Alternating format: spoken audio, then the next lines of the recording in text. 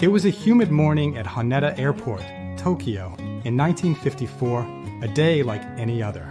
Customs officers began processing the usual line of travelers, businessmen, tourists, families, when one man caught their attention. He looked ordinary, a European man in his mid-40s, well-dressed in a gray suit. His documents were in order: a valid passport, stamps from recent travel across Europe, and a briefcase of official papers. The issue, however, was his passport. It stated he was from a country called Taured. The officers checked the atlas, but there was no Taured to be found. They called other departments, yet no record of it existed anywhere. The man seemed confused, insisting Taured was a real country, a small European nation that had existed for hundreds of years, located between France and Spain. When officials showed him a map, he pointed to the spot where Andorra should be, but in his world, he said, that land was Taured. He was calm, polite, but increasingly frustrated by the situation. He claimed to have visited Japan many times for business, and his wallet contained real European currency from multiple countries. Even his driver's license and business papers bore the name Taured, further deepening the mystery. Everything about him looked legitimate, except for his home country. Authorities decided to detain him overnight in a nearby hotel while they verified his identity. 2 immigration officers stood guard outside his door, ensuring no escape. The next morning, they went to escort him for questioning, only to find the room empty. The man had vanished without a trace. The door was locked from the inside.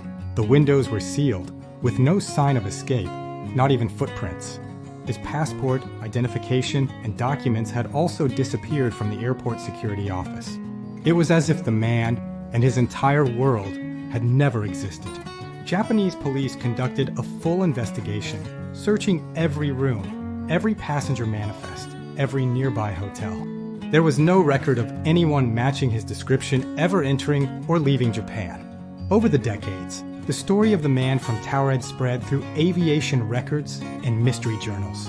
Some believe it was a simple case of misunderstanding, perhaps a forged passport or a traveler from a forgotten microstate. But others say the details are too consistent, the official reactions too serious to be dismissed easily.